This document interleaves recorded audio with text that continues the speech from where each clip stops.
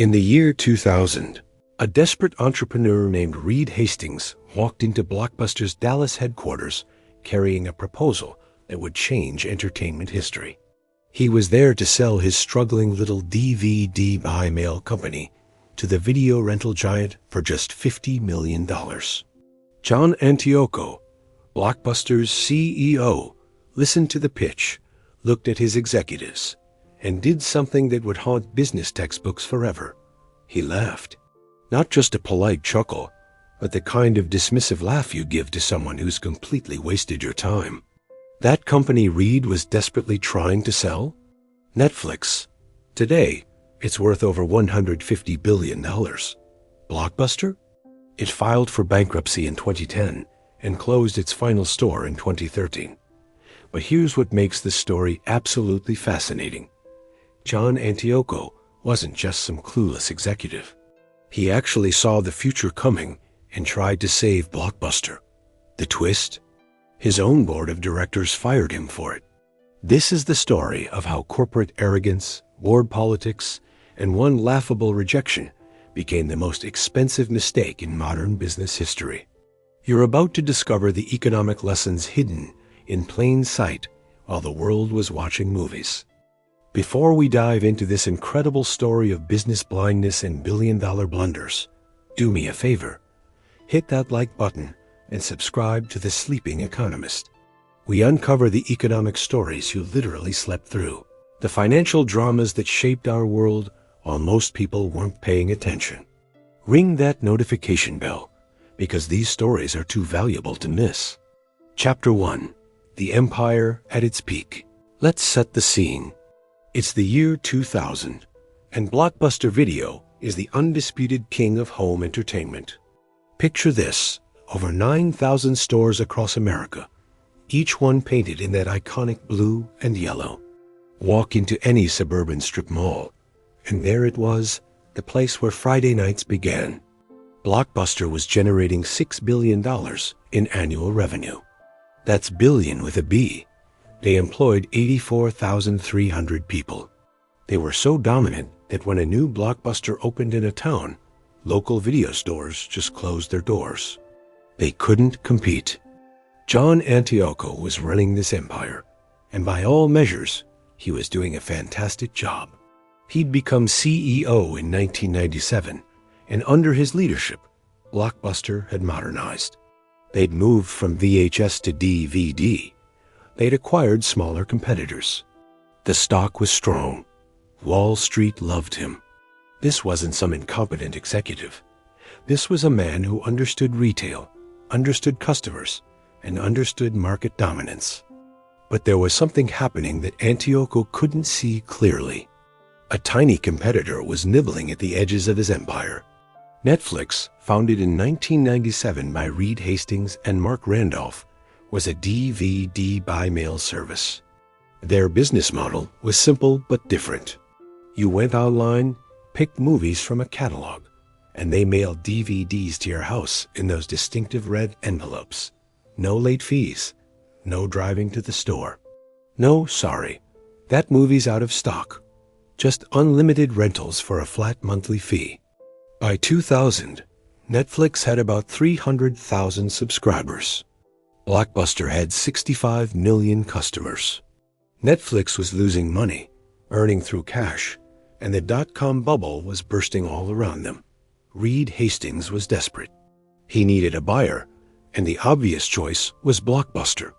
If they could partner with or be acquired by the giant, Netflix might survive. If not, they'd probably join the long list of dot-com failures. Hastings reached out and managed to secure a meeting at Blockbuster's Dallas headquarters. He and his team prepared carefully. They'd pitch a partnership. Blockbuster could handle Netflix's online presence. Netflix would become Blockbuster's digital arm. Or better yet, just buy them outright for $50 million. For a company doing $6 billion in revenue, $50 million was pocket change. It was less than 1% of annual revenue. It was the kind of acquisition Blockbuster could do without even feeling it. Chapter 2. The meeting that changed everything. The meeting itself has become business legend. Reed Hastings and Barry McCarthy, Netflix's CFO, sat across from John Antioco and his executive team. They laid out their vision. The internet was going to change everything. Customers wanted convenience. They wanted choice. They wanted to avoid late fees, which, ironically, generated about $800 million per year for Blockbuster, roughly 16% of their revenue. Hastings explained the Netflix model. He showed them the subscriber growth, despite the losses. He painted a picture of the future where physical stores might not be necessary, where customers could manage their entire entertainment experience from home. He asked Blockbuster to buy Netflix for $50 million, or at minimum, partner together. According to multiple accounts, including later interviews with people who were there, the response was humiliating. Antioco and his team didn't just say no. They struggled to keep straight faces. The idea that this little mail-order company could threaten their empire seemed absurd. Blockbuster owned the customer relationship. They had the brand, they had the locations, they had the revenue. What did Netflix have? Red envelopes and debt. The Netflix team left Dallas empty-handed and embarrassed. Barry McCarthy later described it as being laughed out of the room. Reed Hastings had to return to his struggling company and figure out how to survive without a buyer. It looked like Netflix might not make it to 2001, but here's where the story gets interesting. Because John Antioco wasn't actually stupid. He wasn't blind. In fact, he understood something his board and shareholders didn't. The threat was real. Over the next few years, as Netflix continued to grow, Antioco started to see the pattern. Customers were tired of late fees. They wanted convenience. The internet was changing consumer behavior across every industry. If Blockbuster didn't evolve, someone else would replace them. Chapter 3. The Pivot That Nobody Wanted. By 2004, Antioco made a bold move. He eliminated late fees. Remember, these fees generated $800 million per year. That's almost $1 billion in guaranteed revenue that Blockbuster voluntarily gave up. The decision was controversial inside the company, but Antioco believed it was necessary to compete with Netflix's no late fee model. Revenue dropped immediately. Shareholders were furious. But Antioco pressed forward. In 2004, Blockbuster launched Blockbuster Online, their own DVD by mail service, directly copying Netflix's model. They had a huge advantage. Customers could return online rentals to physical stores and exchange them for free in-store rentals. It was actually a better model than Netflix had. Netflix started losing subscribers for the first time. Reed Hastings was worried. Blockbuster had the scale, the money, and the brand to win this war. If they executed well, Netflix might actually die. But then something happened that nobody expected. Antioco went further. By 2007, he was pushing Blockbuster to invest heavily in streaming technology. He'd seen where the market was going. DVDs by mail were just a stepping stone. The real future was instant streaming over the internet. He wanted Blockbuster to build a streaming platform and beat Netflix to the punch. This is where the story becomes tragic. Carl Icahn, the billionaire investor, had been buying up Blockbuster stock. By 2005, he'd accumulated enough shares to get himself and two allies onto Blockbuster's board of directors. Icahn was a legendary activist investor, known for taking over companies and squeezing out profits. He looked at Antioco's strategy, eliminating late fees, investing in online services, planning for streaming, and he hated all of it. From Icahn's perspective, Antioco was destroying shareholder value. He was giving up guaranteed revenue from late fees. He was spending money on risky technology investments. He was killing the golden goose to chase some uncertain future. In 2007, after a bitter power struggle, Icahn and his board allies forced Antioco out. John Antioco, the CEO who had laughed Netflix out of the room in 2000, had actually learned his lesson and tried to save Blockbuster. And his board fired him for it. Chapter 4. The Death Spiral Begins. James Keyes replaced Antioco as CEO in 2007. Keyes had previously run 7-Eleven, and his perspective was completely different. He believed physical retail was eternal. He thought Blockbuster stores were an unbeatable advantage. He looked at Netflix and famously said, "Neither Redbox nor Netflix are even on the radar screen in terms of competition." This was in 2008, when Netflix had over 8 million subscribers. Keyes did exactly what Carl Icahn wanted. He scaled back the online investments. He refocused on physical stores. He tried to turn Blockbuster stores into entertainment boutiques, selling candy and popcorn and movie merchandise. It was the retail equivalent of rearranging deck chairs on the Titanic. Meanwhile, Netflix did something brilliant. In 2007, the same year Antioco was forced out, Netflix launched streaming. They'd been planning it for years, building partnerships with studios, developing technology, preparing infrastructure. It was exactly what Antioco had wanted Blockbuster to do.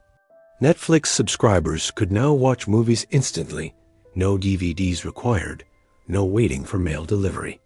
It was clunky at first. The selection was limited, the video quality wasn't great, and you needed a decent internet connection. But it was the future, and Netflix owned it. Blockbuster tried to respond.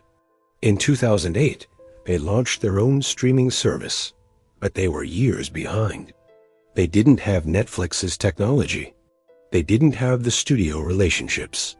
They didn't have the momentum. Customers saw Blockbuster streaming as a desperate copy, not an innovation. The financial hemorrhaging accelerated. In 2008, Blockbuster lost $374 million. In 2009, they lost another $558 million. Stores started closing, first dozens, then hundreds, then thousands. By 2010, the company that had once operated 9,000 stores and employed 84,000 people filed for Chapter 11 bankruptcy protection. The company was valued at about $24 million. That's right. The company that could have bought Netflix for $50 million was now worth less than half that offer. Chapter 5. The empire becomes a punchline. The bankruptcy didn't save Blockbuster. In 2011, Dish Network bought the company out of bankruptcy for $320 million, mostly for the brand name and some intellectual property. Dish tried to keep some stores running, tried to integrate Blockbuster into their satellite TV service, but nothing worked. The stores kept closing. By 2013, all corporate-owned Blockbuster stores were shut down. A few franchise locations hung on, nostalgic artifacts of a different era. As of 2024, exactly one Blockbuster remains. A franchise store in Bend, Oregon, kept alive as much for tourism as actual video rentals. It's become a popular Airbnb rental, where people pay to sleep in a video store and experience what Friday nights used to feel like. Netflix, meanwhile, exploded. The streaming service grew from 8 million subscribers in 2008 to over 230 million subscribers worldwide today.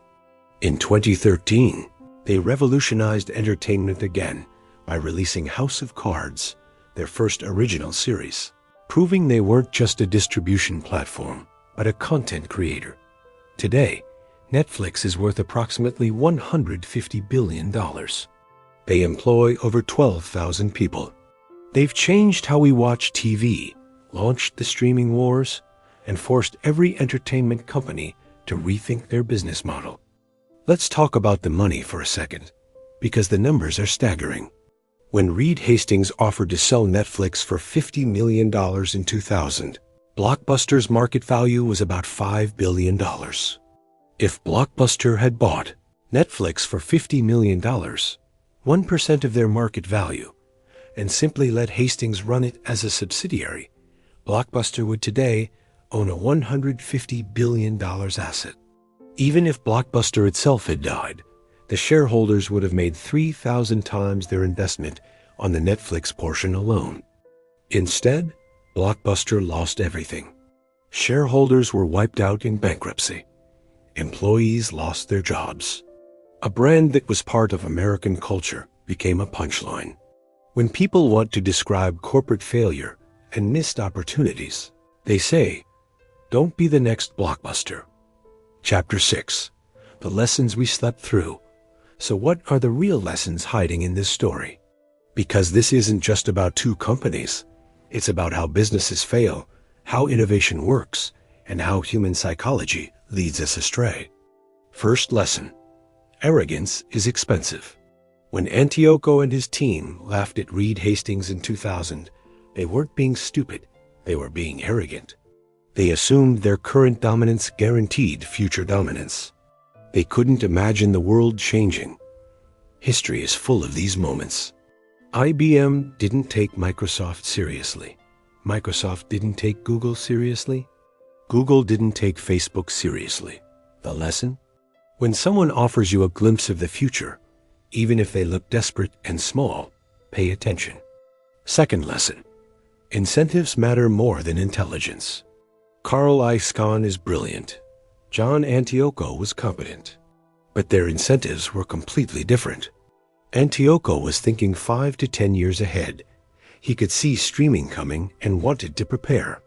Icahn was thinking about quarterly returns and short-term stock price. Icahn's incentives led him to fire the one CEO who understood the threat and had a plan. This happens constantly in public companies. Short-term thinking kills long-term survival. Third lesson. Cash cows make you lazy. Blockbuster's late fees were printing $800 million per year. That's an incredible cash cow. Reliable, predictable revenue that required no innovation. But that cash cow made it almost impossible for Blockbuster to change. Giving up $800 million in certain revenue for uncertain future revenue from streaming? Every instinct screams no. This is the innovator's dilemma that Clayton Christensen wrote about. Successful companies fail because their current success prevents them from adapting to change. Fourth lesson. Technology shifts are obvious in hindsight, invisible in the moment. Today, we all know streaming was the future. But in 2000, most people didn't have broadband internet. Streaming video wasn't technically feasible. DVD by mail seemed like a niche business for tech geeks. The shift from stores to streaming wasn't obvious. It required vision and risk-taking. The next big shift is happening right now, and we probably don't see it clearly either. Fifth lesson. Sometimes the person who sees the future gets punished for it. John Antioco's story is tragic. He laughed at Netflix in 2000, realized his mistake, tried to fix it, and got fired for his efforts. He became the scapegoat for Blockbuster's failure, even though he was actually trying to save the company. The board and shareholders wanted short-term profits, not long-term transformation. By the time they realized Antioco was right, it was too late. The $50 million rejection cost Blockbuster $150 billion in potential value. But more than that, it cost 84,000 people their jobs. It destroyed billions in shareholder wealth. It turned an American cultural icon into a cautionary tale. And the crazy thing? It almost didn't happen. If Icahn hadn't taken over the board, if Antioco had survived another 2 years, if Blockbuster had beaten Netflix to streaming, the entire history of entertainment could be different. Today, Reed Hastings is worth over $5 billion. John Antioco runs a private equity firm. Carl Icahn is still one of the richest investors in America. And somewhere in Bend, Oregon, one last Blockbuster rents DVDs to tourists who want to remember what we lost. If stories like this, where we uncover the economic events that shaped our world while most people weren't paying attention, fascinate you, please like this video and subscribe to the channel, because we're just getting started with these financial, educational mysteries.